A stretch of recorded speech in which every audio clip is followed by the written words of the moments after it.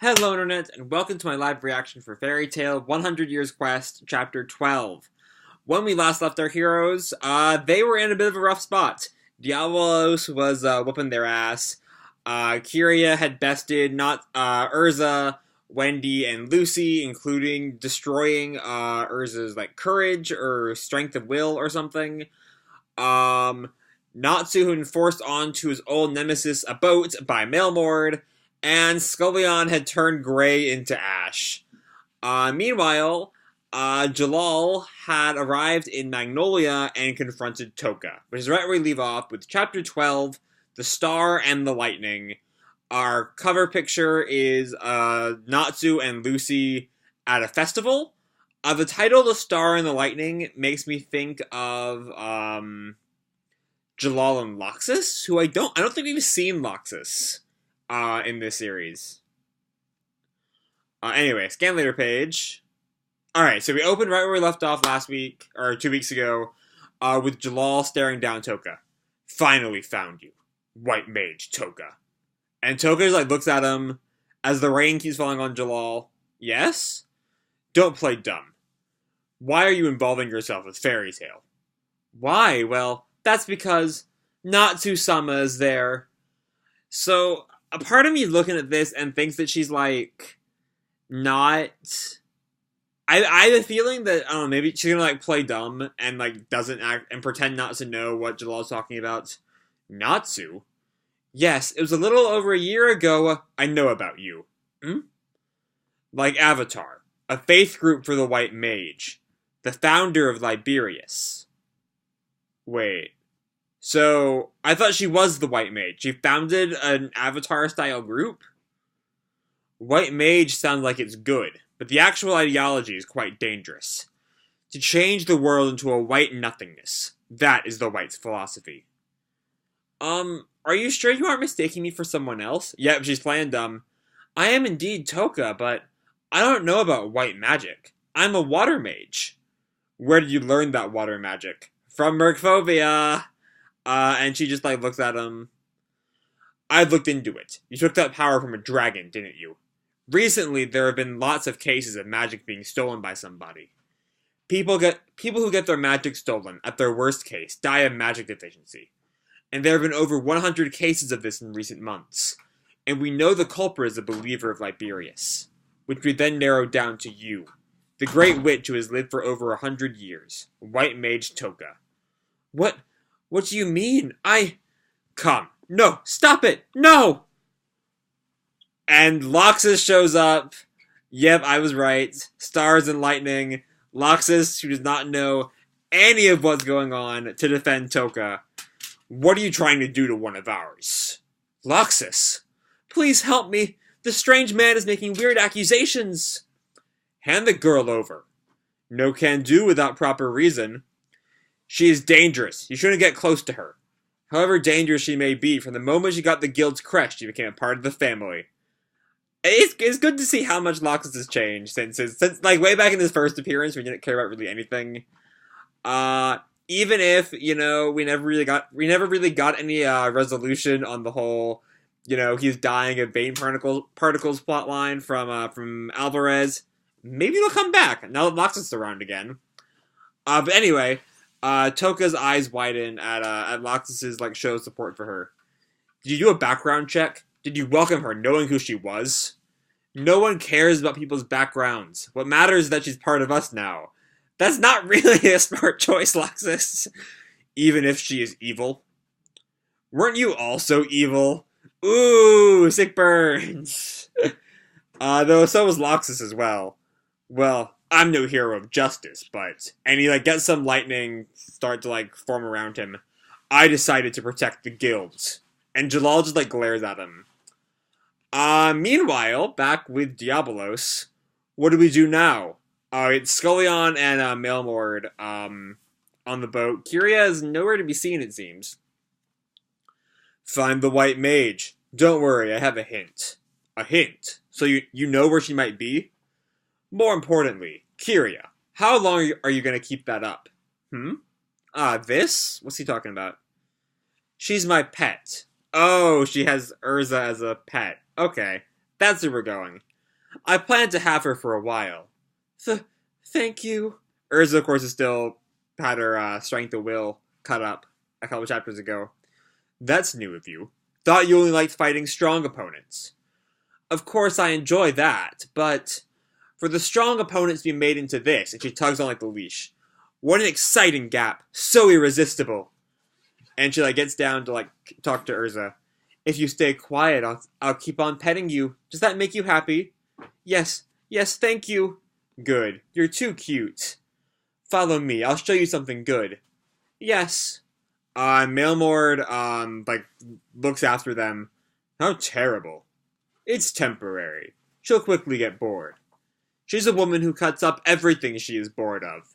So already, I'm already incorrect. I thought that maybe Erza would, when Kyria left, Urza's the cutting will thing would, end by, lack of proximity. But nope, Kyria just brought Erza with her. And down in the brig, Natsu and Wendy are tied up. Alright. Natsu! Wendy! Oh, Kyria's brought Erza to see them. Erza-san? I'm sorry. It's all my fault. Please, obey them. And that's enough. That's enough to, snap Natsu out of his, or not completely snap Natsu out of his nausea, but, to, make him wake up. What happened? Stay strong. Erza-san got her strength cut. Now she's like this. Ugh. Obey them. If you stay quiet like me, you at least won't be killed. Erza! And Erza and Natsu's trying to break free of the rope. You return Erza to Ugh. These two have dragon slaying magic. That's why I captured them without killing them. So where's Lucy? Because we know Gray is currently Ash somewhere in the ocean. Please, don't kill them. They're my precious friends. I captured her thinking she could be useful somehow, but please, don't kill them. And Kyria, sits on Urza's back. I guess I will consider you my pet and keep you alive for a bit. Thank you very much. Erza, snap out of it! Wendy, glares at Kyria. Carla, Happy, Lucy-san, Gray-san, what happened to them? We see that Lucy is alive on a boat. A really tiny canoe-looking thing. Happy and Carla aren't around, we can see. They can't have gone too far. Oh, she's rowing. She's actually trying to chase them down on that little rowboat. We have a flashback of the non-Dragon Slayer / non-Erza / non-Gray group.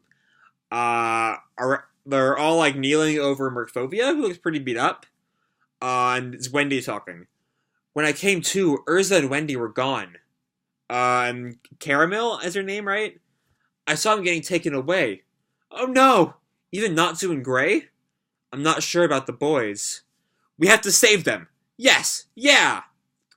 And Caramel looks down at Merkfovia. Please, go quickly. Since you've come here, it's all turned out like this. The water god is now... Lucy looks down sadly. I'll give you our boat, so please just go away quickly. So Caramel doesn't seem to be seems like she just wants them out and not is interested in helping.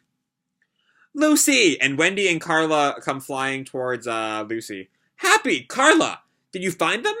Well, some other ship. Another boat?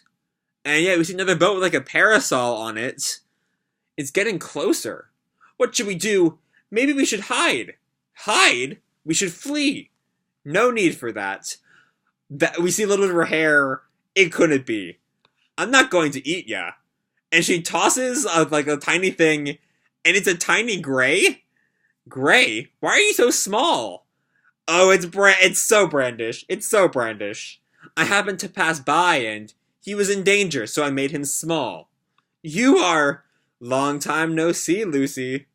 Brandish? Even though she looks like that, she's a super powerful woman with magic powers surpassing even Makarov, and has the nickname of Country Destroyer. The two who had Aquarius now meet, to be continued.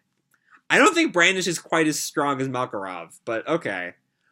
So anyway, so it turns out that I guess Brandish happened to be right above the Scullion fight with Scullion and Gray's fight, and so he so she shrunk him so that it looked like he turned to ash. I guess is what happened. It's a tad contrived, but did anyone actually think that Gray was gonna die right there? That would be. It was so quick. There was no way that was Gray's death. So if we have to have we do need an explanation as to how Gray would have survived, but it both makes sense in the context of the universe, even if it is a tad coincidental, and it brings Brandish back, and I'm down for Brandish being back. I haven't seen her in a while. Beyond that, we have Laxus versus Jellal, which it's been a while since since we really get to see either of them fight. Laxus didn't fight anyone after Wall Eeked, and we never really got to see Jallal's fight against August, so he hasn't really had a full-on fight scene since the GMG. Maybe, I don't know. It's been his fight with the Ross and Saves, of course. I forgot that. I was still just a tad bitter over how Jellal got to Magnolia the day after the Tartaros fight, and we never got to see him in Tartaros. But he did actually have a fight at Tartaros. But yeah, other than that, this was a fun chapter. The Jellal Laxus fight, I'm here for it. I am a tad curious as to what exactly Liberius is, because it seems like it's simultaneously an Avatar-style group for Toka. But the thing about Avatar, as I've brought up in my anime reviews, is that Avatar had no idea what Zeref was. And Liberius, if it's founded by Toka, would know what Toka is, because she is Toka. But also, is it all of these Liberius members who are stealing magic, or is it just Toka? Because does Toka have over 100 magic? Because that feels like some Ajimu Najimi shit from Medaka Box. And I don't know if we can really handle that. Or is Liberius a group that she's a part of that that worships white magic and not necessarily Toka? I don't know. We don't really know anything about that, and I imagine the further we get along in this plotline, we'll know more of. Then there's the Diabolos group. Weak Erza. It feels a tad gratuitous. Something about it just seems kind of.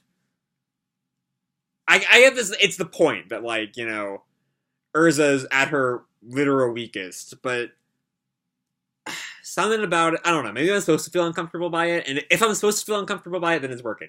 But I don't know. It certainly is the thing that's happening. And I'm glad neither Natsu nor Wendy are just they're both specifically getting at Erza, telling her to wake the fuck up. Even though she can't really do anything at this point. And then we're gonna have Lucy, Gray, the cats, and Brandish show up to. I imagine Brandish is gonna join the party for at least this stage. It would be really weird if Brandish shows up, saves Gray, gives Gray to Lucy, and leaves. That would be odd. But yeah, all in all, this was a fun chapter. Really setting up for the next stage of the arc, both the Laxus Jellal fight. Unless Makarov shows up and y'all shut up. Y'all don't know what's going on. But I don't think Makarov knows about Toka either. So I think if Makarov showed up, he'd take Laxus' side over Jallal's. But yeah, other than that, I don't really have a whole lot else to say. So I think I'm going to leave this video off here. Hope you all enjoyed the chapter and the video. If you did, feel free to drop me a like or subscribe or do whatever the fuck you want. I don't really care. And as always, people, keep kicking ass and I'll see you in the future. Bye!